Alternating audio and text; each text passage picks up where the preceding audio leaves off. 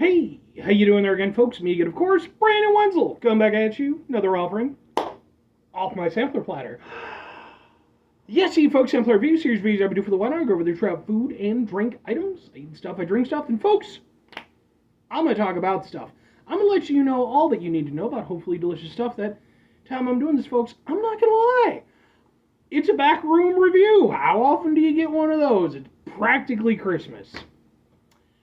Whilst it's practically Christmas, I got a beer can Thunderbolt potion behind me. Crappy old ladder is actually not in the room. Crappy old ladder is actually in my bedroom. I used to have a bunch of Marvel figures up there. I took those down and I put those into my bedroom because that's the level of nerd that I am. And I needed the ladder to get up there, so it's just hanging out in there. But anyway, what else am I doing? Oh yeah, I'm wearing a super cool shirt. Folks, when I wear super cool shirts, I like to highlight super cool shirt. Super cool shirt am I wearing today? Boom, it's my Sleepwalker shirt. Which, if you're not familiar with the character of Sleepwalker, well, first of all, you weren't paying attention to the Marvel figures I had up there, because one of them was Sleepwalker. They actually finally, last year, came out with a Marvel Legends figure for Sleepy, and I love it. I love it. I need to go to another, they have Transformers conventions called TF Cons, and they do come through Chicago every year, and I need to go to one where Bob Badansky is. So Bob Badansky's huge name in the world of Transformers, but he's also the guy who created Sleepwalker. And I actually have a couple of comics that I got signed by him, but I want him to get him to sign my figure because I gotta get Danny Fingeroff to sign Darkhawk and But anyway, what am I trying for y'all today, folks? What are we doing? Why am I in the back room? Well, typically speaking, if I'm in the back room these days, that means that this was a review that I couldn't reasonably do well from my truck. That's definitely the case today. Because, folks, we're reviewing, oh god, it's big. Boom, it's pizza! Not just from anywhere, it is from Sarpino's Pizzeria. Which is, I don't know if Sarpino's is outside of Illinois or not. But I think they're more of an Illinois thing. I have not reviewed anything from Sarpino's. I have not even had Sarpino's since my gas station days. I've only ever had it once, and at the time it was just because we had a girl who was working with us, who I was training. Her boyfriend worked at Sarpino's, so every so often at the end of his shift he would bring over extra pizza. So it's been probably about 10 years since I had Sarpino's. But I had to get this one, folks. Why? Because this is the Chicago-style hot dog pizza from Sarpino's. It's a limited-time pizza. I had to get it. It consists of Vienna beef hot dogs, celery salt, yellow mustard, onions, dill pickle relish, tomatoes, and their signature cheese blend. This is a 16-inch, and before delivery and tip, it cost me $31.99. So hopefully this is fucking really good, because at that point, I could get, like, Lou Malnati's and shit. So, let's take a look at this. We're going to do the reveal. Ooh. Reveal! Here we are.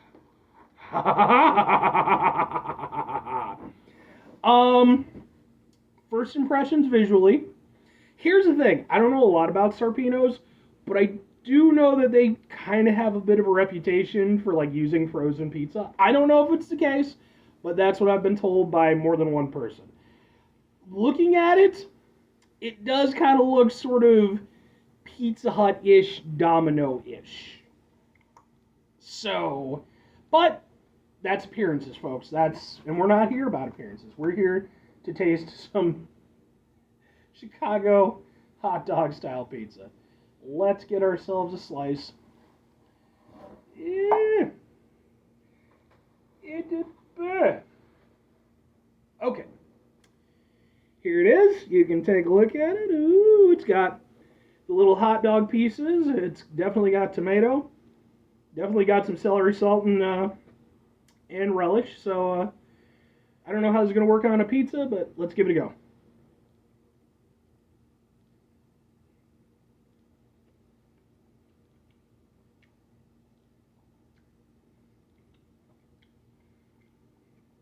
Oh, that's a weird flavor on a pizza. That relish and mustard is definitely doing its job. especially especially the relish. And despite it being a dill pickle relish, it's pretty sweet. So, and I think I've done. If you're not familiar with Chicago style hot dog, it's pretty much all this. Typically, I think there's sport peppers. Like the one big thing you have to leave off is ketchup, because it's Chicago style. They don't like ketchup in Chicago. I like ketchup on hot dogs. I know it's blasphemous, but I live in the suburbs anyway. So, um, I actually did a review. I did a comparison review of Chicago style hot dogs with Scooby's versus Portillo's. So if you're interested in that, like seeing actual Chicago style hot dogs, there you go. Um,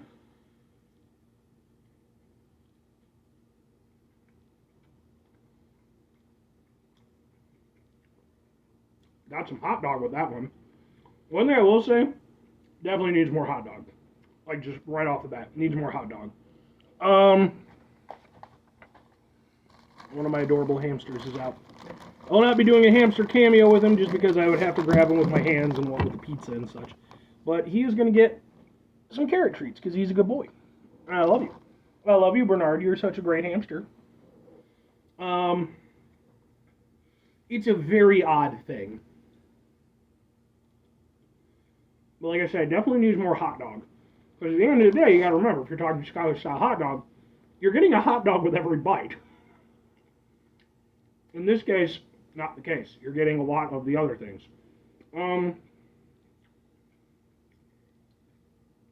It honestly, taste-wise, depends on what you bite into when you bite into it. When I first bit into it, I had a big old thing of relish. And so I got a big old chunk of sweet relish. Now, moving around, the mustard, I think, is probably the most permeated throughout the entire thing. I'm not the biggest yellow mustard guy in the world, but I can kind of go with it. It's got that tanginess. It adds an interesting element to it.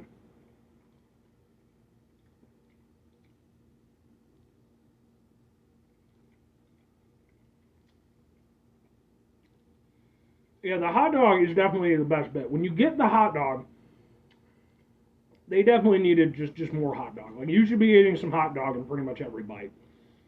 Because without the hot dog, I will say the hot dog tastes good. It's a Vienna beef hot dog for sure. Has a very distinct flavor. I'm perfectly down with that side of things.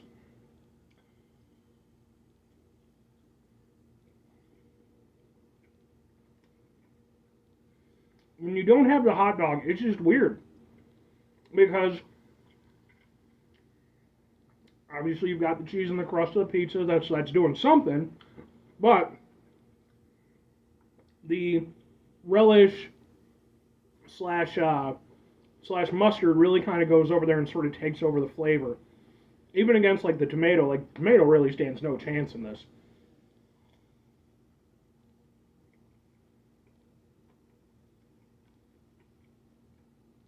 Crust is okay. I was kind of surprised because like it's only offered in like a just a normal type of crust. That would have been interesting to see them do like a more like a hot dog style bun crust. I think that's a missed opportunity. Um, I will say this: going off what people have told me about Sarpinos, I would concur. I can't say for certain. Obviously, I'm not there, although I'm sure I could do the digging and find out. It definitely tastes like a mass-produced pizza. It does not have that like special feel that you really want from a proper pizza place, and especially considering the fact that living where I do in the suburbs of Illinois, it's like I have access to really great pizza places.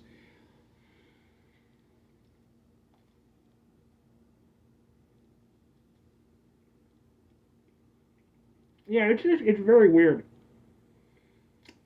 It works better than I would have thought it would have as a gimmicky pizza because I mean that's it. It's a gimmicky pizza.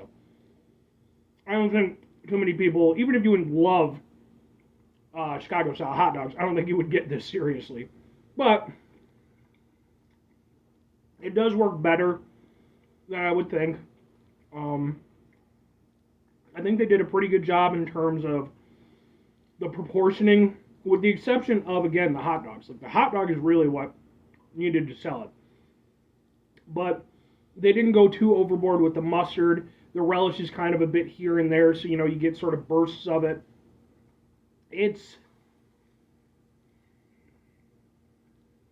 Tomato, like I said, it's a non-factor. I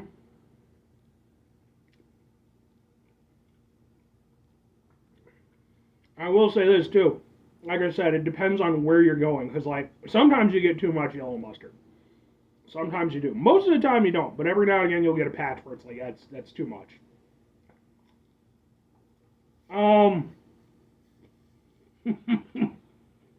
It's interesting, but it's not very good pizza. That's the thing. I mean, if it were better pizza, I could maybe go with it more. Because at the very least, I could say, okay, it's well, produced pizza. Maybe it's a little bit weird, but I can kind of get behind it. I don't hate it. I want to emphasize that. But this is one of those instances where it's a gimmicky pizza on top of a not very good pizza base. And two questions have to be asked, folks. Would I get it again? Would I recommend it? And the answer is no and no. There is a morbid curiosity aspect to it. And like I said, I don't hate it. So there is a little something to it, I guess you could say. But again, this really is the crux of it, is like outside of whatever toppings they put on it, it is what it is. If the pizza base itself is just not that outstanding, then it's hard for me to really go over there and argue the cause for it, And I'll eat. I'm a pizza slut, folks. A lot of people in Illinois, because we have such great pizza, and we fucking do. Don't you goddamn kid yourself. A lot of people become become somewhat snobbish about their pizza habits. I do not. I am more than happy to eat some Domino's, some Pizza Hut, what have you. Thing is, with those, there's a nostalgic aspect to it for me. Like, there is something to be said for the way a Pizza Hut pizza tastes. That takes me back. Domino's, that's what me and my friends like to get, when we just get together. So we can just get whatever the fuck we want, divvy up the bill. So, there's something to be said for that. With this, it's like, well, I don't have any nostalgia for it. It's not that great a pizza. It's okay at best. And then the way they constructed it with the gimmick and what it is, well, I think they actually did a pretty okay job of that. It's just ultimately, it's the biggest point of contention with the Chicago-style pizza from Sarpino's is not the Chicago-style aspect of it. It's the Sarpino's aspect of it, unfortunately. So I couldn't, if you want to try it, I mean, like I said, it's a limited time thing. There is a morbid curiosity to it, and it's not horrible. It's just odd. But for me, the most standout part is just how kind of not great the pizza aspect is. Sorry. 5 things before I get out of here. Have yourself a great rest of the day, spectacular rest of the week, monumental rest of the month, stupendous rest of your folks. You go over there and have yourselves a truly proper Chicago-style food rest of your life. I'll get to that in a moment. Final 2 things, folks. Number 1, try to bring some positivity in the world. It's not always possible. It is, however, always appreciated. But what you can't do all the time. I know I can't do it all the time because you're going to do, folks. You're going to try not to be an asshole. Now, folks, not always the easiest thing to do. Life can be very stressful, very frustrating. It's important when we run into situations that might be asshole-inducing. Take a step back. Try to mitigate the level of assholishness in our lives. Hopefully do better for ourselves and for those around us. Very final thing, folks. Do the thing. Whatever the thing is for you, that's what I want you to go out and do.